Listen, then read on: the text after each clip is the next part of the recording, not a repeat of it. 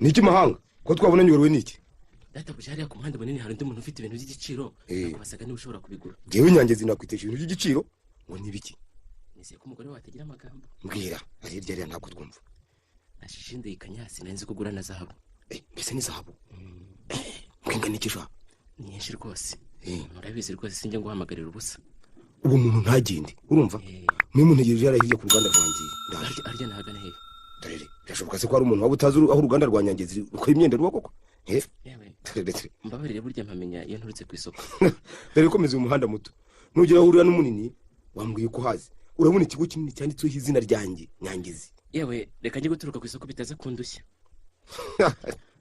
cyari kurinjije koko umenye tumenya n'abafroderi ute koko umuntu w'ijije bishyiza data buje se buryo wagize ngo barayoberwa umwuga umutunze ngaho genda aho ugera ukabona izina ryanjye uhagararaho yewe ninyura ku isoko ndahamenya handitse ngo Nyangezi Textile Industry ese nize shahi ibyo bifaransa umbwira ntabwo mbyumva rwose ibyo gereka burya nibyo bahiro babampa kuko ntacyo nzi kuko nikiriye gusa data buje ntutinde uwo muntu yambwiye ko yihuta ntugire inyeke mu kanya gato ndaba nkugizeho rwose yego naho mu kanya rero nibyo ngaho ba wiriwe ndaje rwose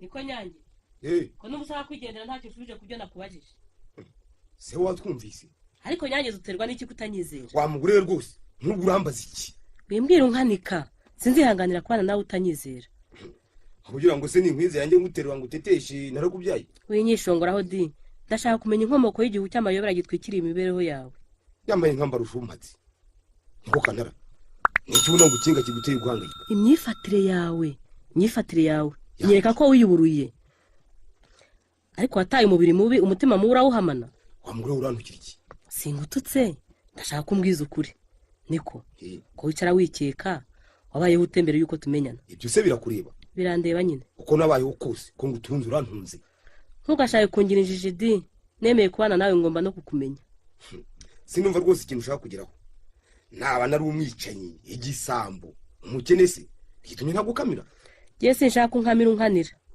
mfite ibimenyetso byinshi bingaragariza ko wari undi wundi mbere yuko ubu wuriwe ibimenyetso ki impapuro nabonye mu ivarisi yacu zangaragarije ko wigeze andi mazina kandi ko ufitanye amabanga n'abantu b'inkozi z'ibibi urangenzura se ufite uburenganzira bwo kungenzura sinkugenzura none ndashaka kumenya di ngo ndusheho kukwizera ngo wasanze waribeshye ntugikeneye ndakubana nanjye sinkubwiye ngo unyihambireho ushatse wagenda oya windakarira nta mutima mubi ngufitiye da oya rwose aho kungerageza bene ako kageni ushobora kwigendera ntagiye wataye utari na mutoya ahubwo Nyangezi sinkugerageza ndashaka kubana nawe duhuje imitima kandi nta wikeye kundi nanjye nari nagushatse ngira ngo tubane ko witwaga mugira neza se izina rya Nyangezi warikuye he use ko banyita Nyangumuke sindi Nyangezi ibyo byo nzi impamvu yabyo ngo nugutsinda abakungu ariko mbabarire ntunyumve nabi da ndakumvira iki nabi hariyo wese ko ngo abakize ntawe utuvuga mu gitondo ariko ibyo ntaho bihuriye no kuba waritwaga mugira neza none ukaba witwa Nyangezi mva muguriwe kuko kera nari mugira neza urumva izina ryari umuntu nise Nyangezi ngira ngo nihishe ingorane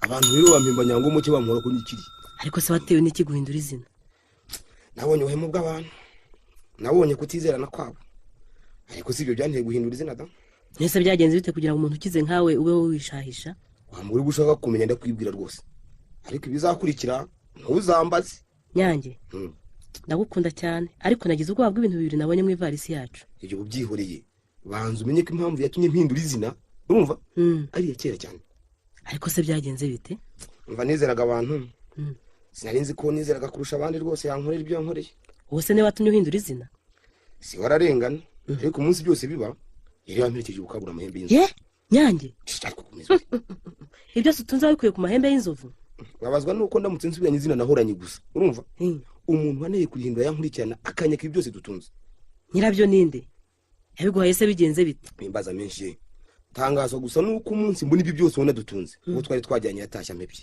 ariko nduba ntacyo uransobanurira babare abagore muri abagore di ntanyizera kwawe dore niko gutuma ntashyira utubazo ku mubiri ibyo ni akazi kawe nta kindi nkubwira umenye gusa ko nkurikiranwe n'umuntu nyishyuza umwenda munini w'ikirenga uwo muntu ninde abahe mva aho mpindura izina sinongeye kumubona ubu aracyagenda ishyamba aho namaze igihe nanjye mwishe ariko se ubwo wishiraga iki Nyange wari warakoze icyaha ki umuntu wari warankijije niwe wari unkurikiranye kuki se wanga kumwishyura kandi we yari yaraguhaye byose ku neza byose byagenze nk'uko ntari nzi ko mwishywa wanjye yangurana amafaranga akandi akitahira kandi twari twatabaranye.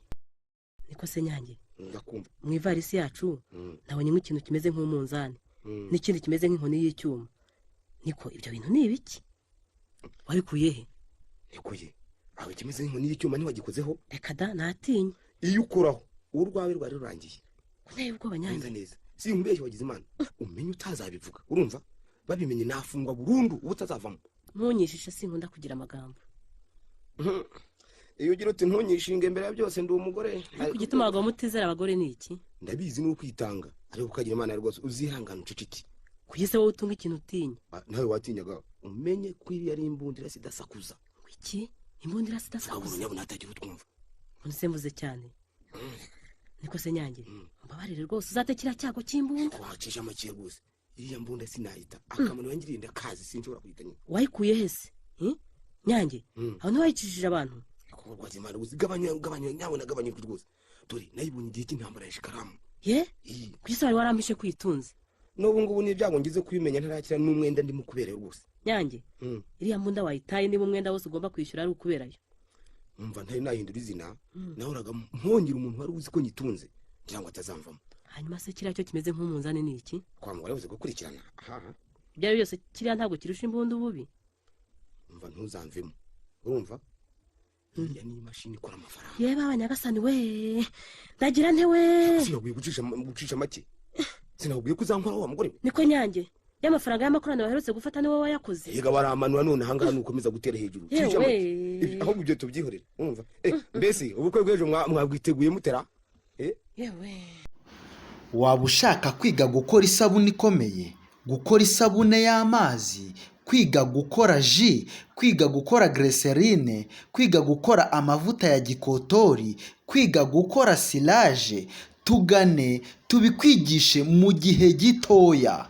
ku bindi bisobanuro waduhamagara kuri 0722 cyangwa ukatwandikira kuri WhatsApp 0788 220 221. muhawe ikaze.